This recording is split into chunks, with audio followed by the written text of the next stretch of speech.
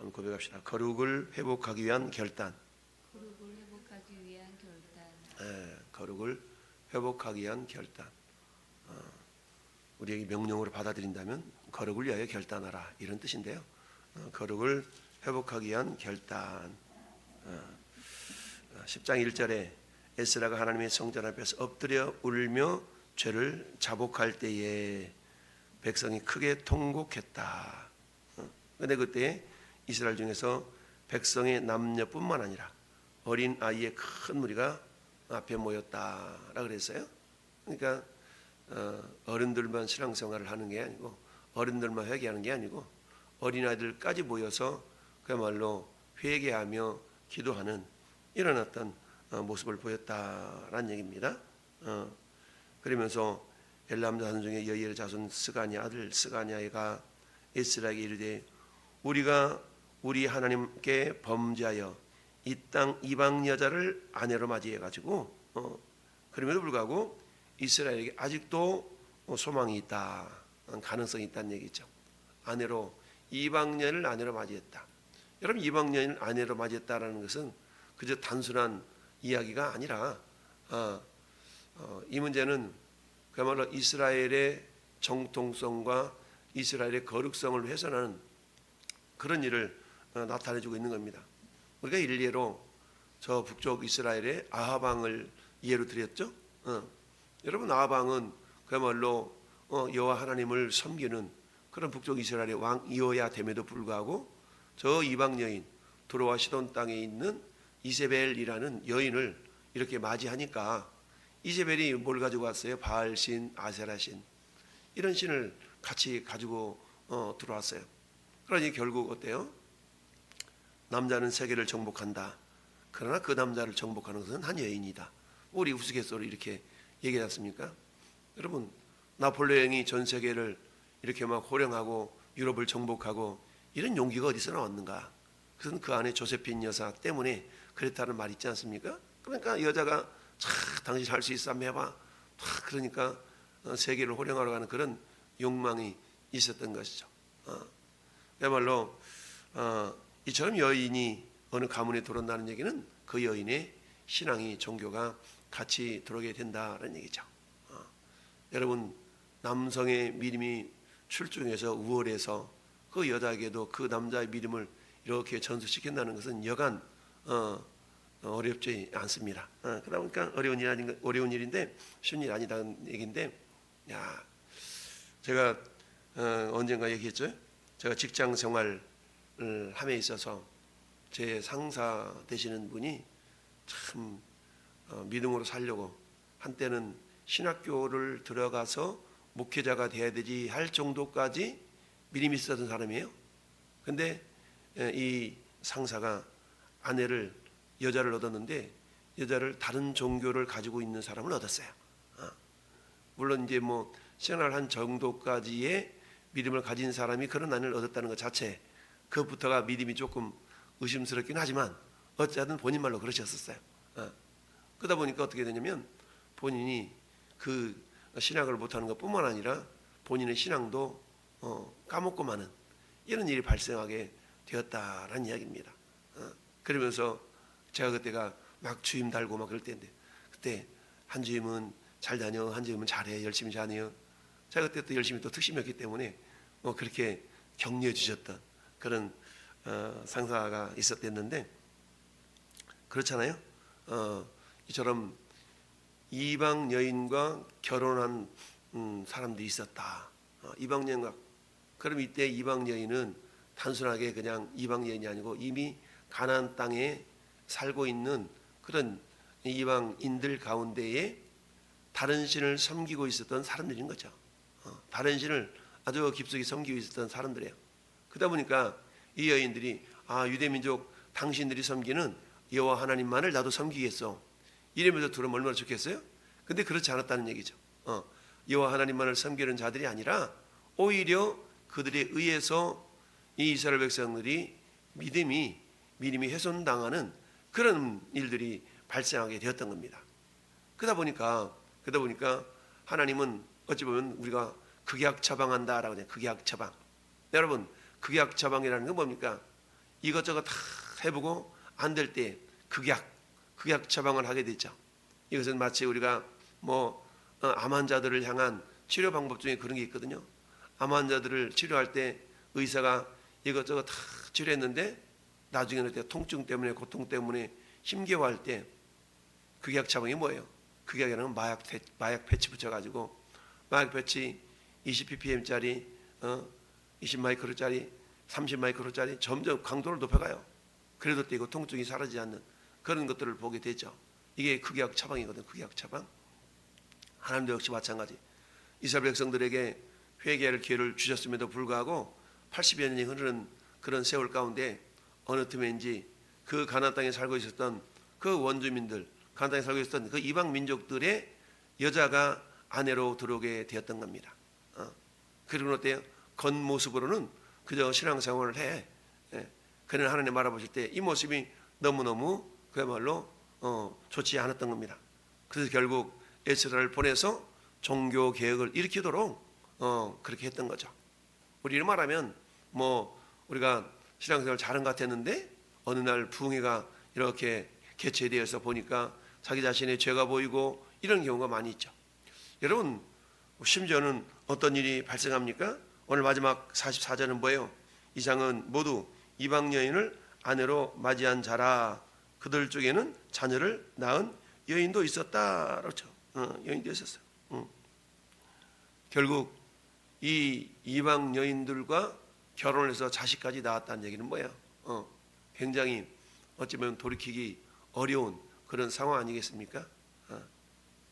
자, 오늘 이 명단도 우리가 쭉 읽어봤는데 물론 세부적으로 구체적으로 이 사람들 이름은 뭐고 어떤 사람들이고 라고 생각해 볼 수가 있는데 크게 보면 뭐예요? 18절은 첫째 어떤 사람들? 제사장의 무리라고 했죠. 제사장의 무리. 제사장 가문 가운데 4명 이방 여인을 아내로 맞이한 사람이 예수와 자손 중에 종 요나닥 아들과 그 형제 마세야와 엘리에셀과 야립과 그달랴라. 그 다음에 대제사장 가문이 4명이었고요. 제사장 가문이 13명, 레위인 10명, 일반 백성을 86명 이렇게 도합해서 113명, 113명이 오늘 본문에 이렇게 이름이 기록되어 있어요. 여러분 성경에 기록된 이름, 성경에 기록된 이름은 어때요? 우리가 복스럽게 기억해야 될 이름 또는 복스럽지 않지만 너희는 저러면 안 돼. 저들의 이름을 기억하면서 저들처럼 하면 안 돼. 라는 의미로 기록되어진 이름들이 있어요. 그렇잖아요. 오늘 본문에 기록된 이름들은 하나님의 영광스러움을 나타내는 이름들은 아니죠. 자, 이방인들과 결혼한 사람 이런 사람들이야. 이처럼 이런 사람들의 이름을 이렇게 기록하고 있는 이유는 뭐겠습니까? 그것을 바라보면서 어때요? 야, 저러면 안 되겠구나라는 그런 모습을 본받도록 하기 위함이었죠. 즉 죄악의 위험성을 경고하기 위해서 그렇다라는 얘기죠. 죄악의 위험성.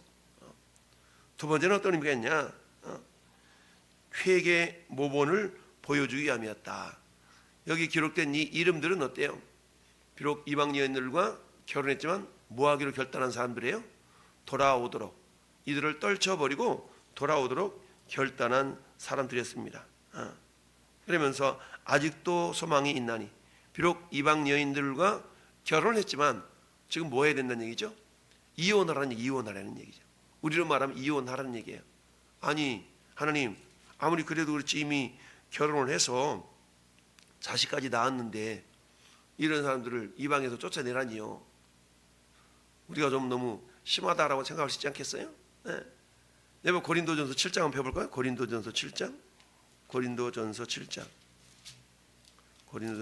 보면 13절 14절 한번 봅시다. 고린도전서 7장 13절 14절 시작. 어떤 여자에게 믿지 아니하는 남편이 있어서 아내와 함께 살기를 좋아하거든 그 남편을 버리지 말라. 또 거꾸로 믿지 아니하는 남편이 아내로 말미암아 거룩하게 되고 믿지 아니하는 아내가 남편으로 말미암아 거룩하게 되나니 그렇지 않으면 너희 자녀도 깨끗하지 못하리라. 그러나 이제 거룩하니라. 혹 믿지 아니하는 자가 갈리거든 갈리게 하고 이렇게 해란 얘기죠. 16절에 아내 된 자여 내가 남편을 구원하는데 어찌할 수 있으며 남편 된 자여 내가 네 아내를 구원하는지 어찌할 수 있으리요. 이런 건 뭐예요? 비록 믿지 않는 여자가 아내로 들어왔거들랑 남편의 믿음 때문에 그 여자를 구원할 수도 있다. 이런 가능성을 얘기하고 있잖아요. 근데 오늘 본문 구약 성경에 나타나 있는 에스라 시대에 이방 여인을 아내로 맞이하였던 이 유대인들의 모습은 신약 시대에 사도 바울이 사역했던 시대적인 상황과 배경이 다르다는 얘기입니다. 이 에스라 시대 때에 유대인들과 결혼했던 여인들은 한마디로 말하면 그냥 단순한 예수 안 믿는 이 정도가 아니라 예수 안 믿는 사람들과 만났으면 어때요? 그냥 예수 믿게 해서 그럴 수도 있잖아요. 근데 이건 예수 안 믿는 것이 아니라 다른 종교를 가지고 있는 거예요. 우리 그잖아요. 전도하다 보면 그 평택역에 히잡 뒤집어 쓴 사람 있잖아요. 히잡 뒤집어 쓴 사람들은 뭐예요? 무슬림이잖아요. 무슬림들은요, 그들은 변화시키기가 하늘이 별 따게. 남자들도 가끔 그러죠.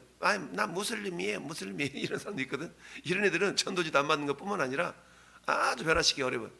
잠깐 자기가 위장해서 그럴 수는 있지만 이게 너무 어렵다는 얘기입니다.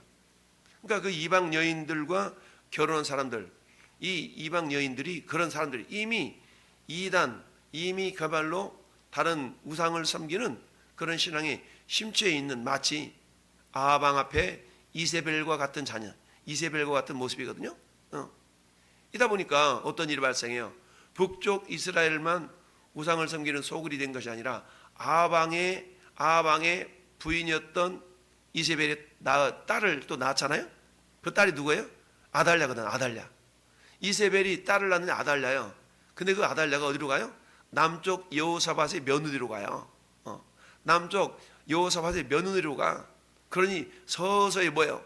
우상 숭배의 영향력이 북쪽에만, 첫째는 두로와 시돈 땅에만 머물러 있었던 우상 숭배의 영향력이 아방 가문으로, 즉 북쪽 이스라엘로 전파가 됩니다. 그럼 어때요? 북쪽 이스라엘에만 전파된 것이 아니라 또 어디로 넘어와요? 남쪽 유다 땅까지 넘어와요. 결국 그 아달랴가 남쪽 유다의 6번째입니까? 7번째입니까? 왕으로서 정말 통치를 하는 그런 일이 발생하게 되죠. 그러니 자식을 낳았다는 얘기는 마치 아방이 이세벨과 결혼을 해서 아달랴를 낳은 것 똑같은 거예요. 그러면 아달랴는 어때요?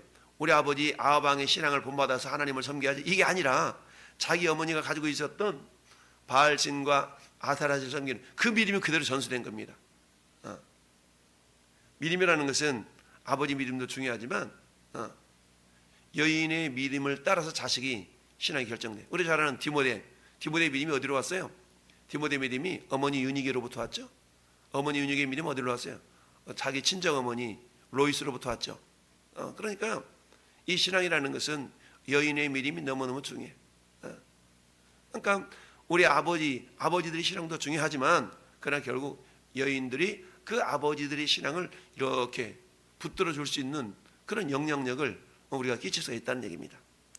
근데 여기 오늘 113명의 113명의 명단들은 이처럼 제사장들, 레인들 이런 사람들뿐만 아니라 일반 민족, 일반 백성들까지 이렇게 있는데, 대제사장 가문, 제사장 가문, 레인 가문, 이런 분들은 소위 말해서 뭐예요? 교회로 말하면 직분자들이잖아요. 직분자.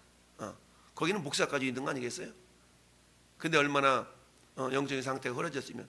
근데 왜 이렇게 될 수밖에 없었을까요? 그것은요, 이들에게 힘이 없었기 때문에 그래요. 이미 가나안 땅에는 이방 민족들이 정착을 하고 세력을 이루고 있었던 겁니다.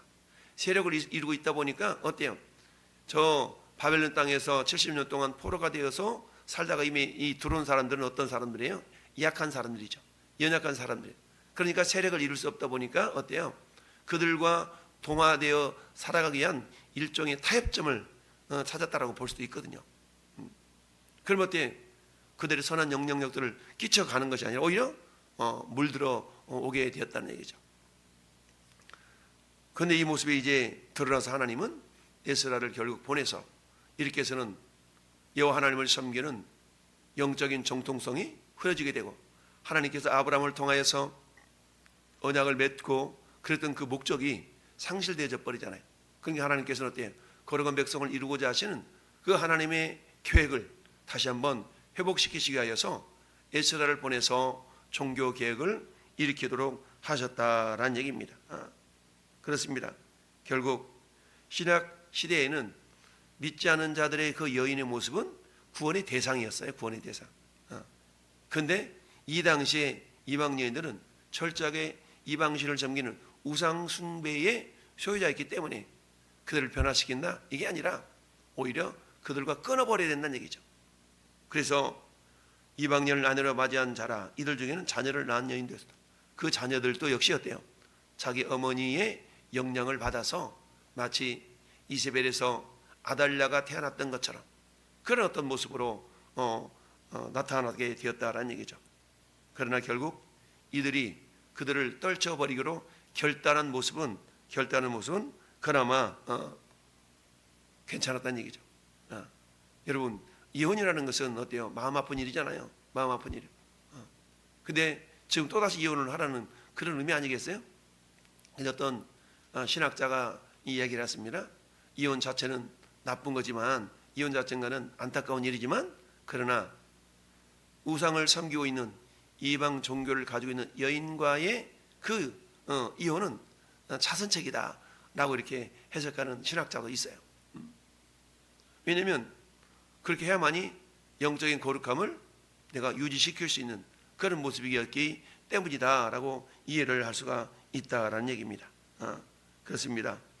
우리가 3월 첫날에 하나님을 예배케 하여 이렇게 모였습니다. 여러분 우리가 처음이라는 의미가 있지 않습니까? 우리가 단추를 깨는데 첫 단추를 잘못 깨면 어때요? 두 번째 단추는 잘 깰 수가 없어. 구멍이 다르게 들어갈 수밖에 없어요. 그래서 첫 단추를 잘 깨는 것은 너무나 중요하다. 근데 첫 단추 잘못 꼈음에도 불구하고 그냥 두 번째 단추 계속 그냥 끼고 다녀봐. 어색한 모습으로 우리 옷이 변하게 되죠. 그래서 어때요? 다시 단추를 풀어야 된다는 얘기입니다. 이런 것처럼 정말 이스라엘의 거룩한 공동체를 이루어감에 있어서 이방 신을 섬기는 그런 여인들과 비록 결혼을 했다 할지라도 더 그들의 거룩성이 훼손당하기 전에 그들을 분리시켜 나가는 데는 아픔이 있고 안타까움이 있지만 하나님 바라보실 때는 그런 모습들이 필요했다라는 얘기입니다. 이제 3월 첫날을 우리가 시작하면서 하나님 예배하는 저와 여러분들 3월 한 달 동안도 혹여라도 내 삶 속에서 하나님을 향한 거룩함을 훼손하는 그런 어떤 죄악의 요소들 우리는 철저하게 우리가 잘라버릴 수 있는 끊어버릴 수 있는 믿음의 결단들이 우리 가운데 있어져야 된다라는 사실입니다. 여러분 죄의 영향력은 어때요? 죄의 영향력은 은밀할 수가 있고 끈질길 수가 있고 은닉성이 있고 다양한 능력이 있지 않습니까? 그런 것들을 우리가 말씀과 기도와 성령의 능력으로 철저하게 우리가 끊어버리고 하나님만을 온전하게 신뢰하며 나가 마침내 하나님께서 야 참 잘했다 적은 믿음을 가지고 네 믿음을 지켰구나라고 칭찬하는 믿음의 공동체 하나님의 사람들이 될 수 있기를 예수님의 이름으로 축원합니다. 아멘.